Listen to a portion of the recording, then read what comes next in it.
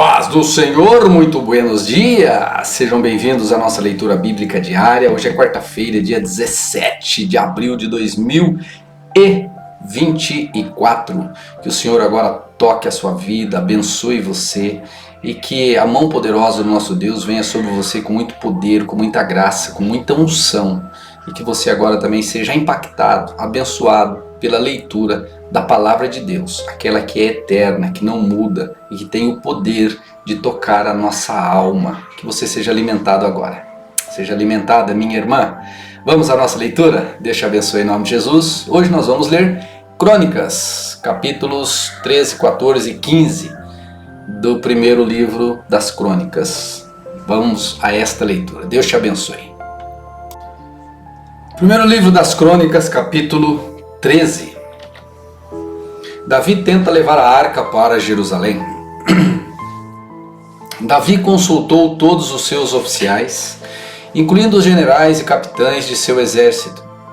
Em seguida, dirigiu-se a toda a comunidade de Israel e disse: se vocês estiverem de acordo, se for da vontade do Senhor, nosso Deus, enviaremos uma mensagem aos israelitas por toda a terra, incluindo os sacerdotes e levitas em suas cidades, com as suas pastagens, para que se unam a nós. É hora de trazermos de volta a arca do nosso Deus, pois descuidamos dela durante o reinado de Saul. Toda a comunidade concordou, pois o povo entendeu que era a coisa certa a fazer. Então Davi convocou todos os israelitas, desde o ribeiro de Sior, no Egito, ao sul, até Lebo-Hamate, ao norte, para trazerem a arca do Senhor, o seu Deus, que estava em Quiriate-Jearim. Davi e todo Israel foram a Baalá de Judá, também chamada Quiriate-Jearim, a fim de buscar a arca de Deus, junto à qual era invocado o nome do Senhor, que está entronizado entre os querubins. Puseram a arca de Deus numa carroça nova e a levaram da casa de Abinadab. Uzá e Aiô guiavam a carroça. Davi e todo o Israel se alegrava diante de Deus com todas as suas forças, entoando cânticos e tocando todo tipo de instrumentos musicais, liras, harpas, tamborins, símbolos e trombetas. Quando chegaram à eira de Nacon, os bois que puxavam a carroça tropeçaram, e Uzá estendeu a mão para segurar a arca. A ira do Senhor se acendeu contra Uzá, e ele o matou por haver tocado na arca. Uzá morreu ali mesmo, na presença do Senhor. Davi ficou indignado porque a ira do Senhor irrompeu contra Uzá e chamou aquele lugar de Pérez-Uzá, como é conhecido até hoje. Davi teve medo do Senhor e perguntou: como poderei levar a arca do Senhor? Assim não transferiu a arca do Senhor para a cidade de Davi. Em vez disso, levou a arca para a casa de Obed-Edom, na cidade de Gate.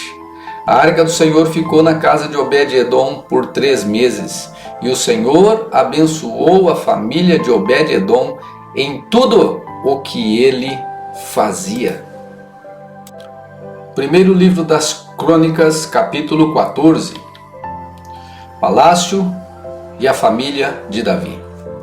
Hirão, rei de Tiro, enviou a Davi mensageiros com madeira de cedro, pedreiros e carpinteiros, para que lhe construíssem um palácio. E Davi compreendeu que o Senhor o havia confirmado como rei sobre Israel e exaltado seu reino por causa de seu povo, Israel. Em Jerusalém, Davi tomou para si outras mulheres, que lhe deram mais filhos e filhas. Estes são os nomes dos filhos de Davi que nasceram em Jerusalém: Samua, Sobabe, Natã, Salomão, Ibar, Elisua, Eupalete, Nogá, Nefeg, Jáfia, Elisama, Eliada e Elifelete. Quando os filisteus souberam que Davi tinha sido ungido rei de Israel, mobilizaram suas tropas para capturá-lo.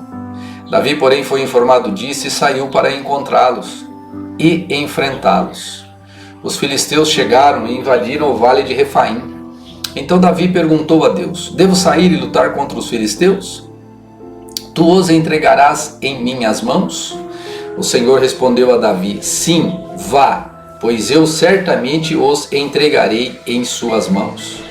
Então Davi e seus soldados foram a Baal-Perazim e ali derrotaram os filisteus. Davi exclamou: por meu intermediário, ou por meu intermédio, Deus irrompeu no meio de meus inimigos como uma violenta inundação. Por isso chamou aquele lugar de Baal-Perazim.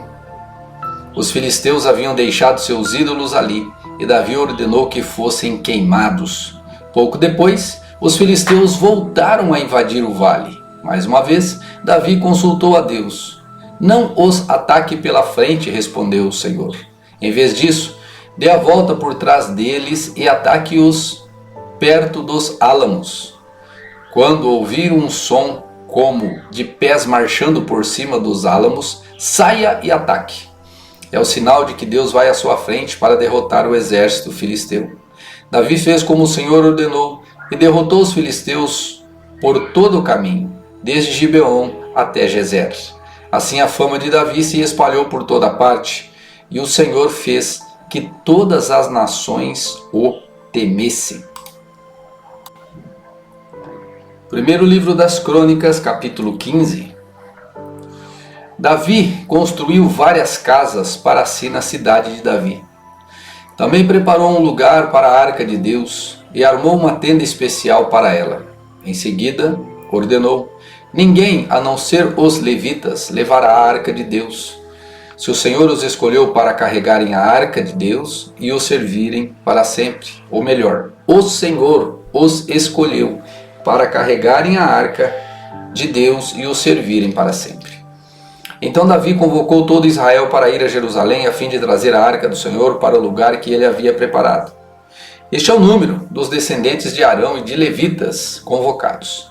Do clã de Coate, 120, e seu chefe era Uriel. Do clã de Merari, 220, e seu chefe era Asaías. Do clã de Gerso, 130, e seu chefe era Joel. Dos descendentes de Elisafã, 200, e seu chefe era Semaías. Dos descendentes de Hebron, 80, e seu chefe era Eliel. Dos descendentes de Uziel, 112, e seu chefe era Aminadab. Em seguida, Davi convocou os sacerdotes Zadok e Abiatar, e o chefe dos levitas, Uriel, Asaías, Joel, Semaías, Eliel e Aminadab. Disse-lhes: vocês são os chefes das famílias levitas. Consagrem-se, vocês e todos os seus parentes levitas, para trazerem a arca do Senhor, o Deus de Israel, para o lugar que preparei para ela. A ira do Senhor se irrompeu contra nós da primeira vez, pois não foram vocês os levitas que levaram a arca. Não consultamos a Deus sobre o modo apropriado de transportá-la. Então os sacerdotes e os levitas se consagraram a fim de trazer para Jerusalém a arca do Senhor, o Deus de Israel. Os levitas carregaram a arca de Deus sobre os ombros, usando as varas presas a ela, conforme o Senhor havia instruído por meio de Moisés.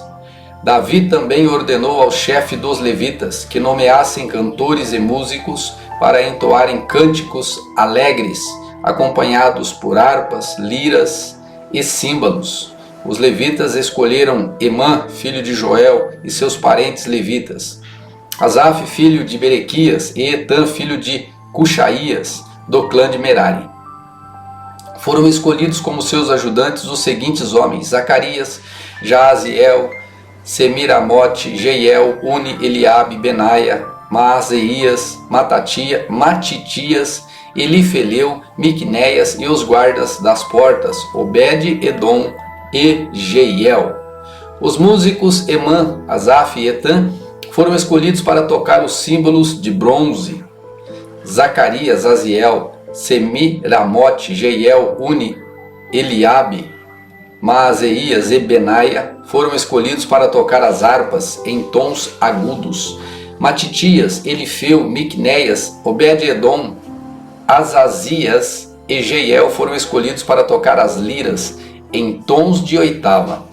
Quenanias, chefe dos levitas, foi escolhido para dirigir o canto, pois tinha habilidade para isso. Berequias e Eucana foram escolhidos para cuidar da arca. Sebanias, Josafá, Natanael, Amazai, Zacarias, Benai e Eliezer, todos os sacerdotes foram escolhidos para tocar as trombetas enquanto iam à frente da arca do Senhor. Obed-Edom e Jeías também foram escolhidos para cuidar da arca.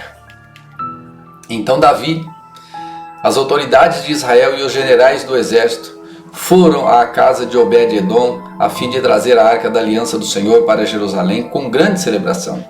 E como Deus estava claramente ajudando os levitas, enquanto carregavam a arca do Senhor, ofereceram como sacrifícios 7 novilhos e 7 carneiros. Davi vestia um manto de linho fino, assim como os levitas que carregavam a arca, os músicos, e Quenaías, o dirigente do canto. Davi também vestia um colete sacerdotal. Assim todo Israel trouxe a arca do Senhor com gritos de alegria, ao som de trombetas, cornetas, símbolos, harpas e liras. Enquanto a arca do Senhor entrava na cidade de Davi, Mical, filha de Saul, olhava pela janela. Quando viu o rei Davi saltando e rindo de alegria, encheu-se de desprezo por ele.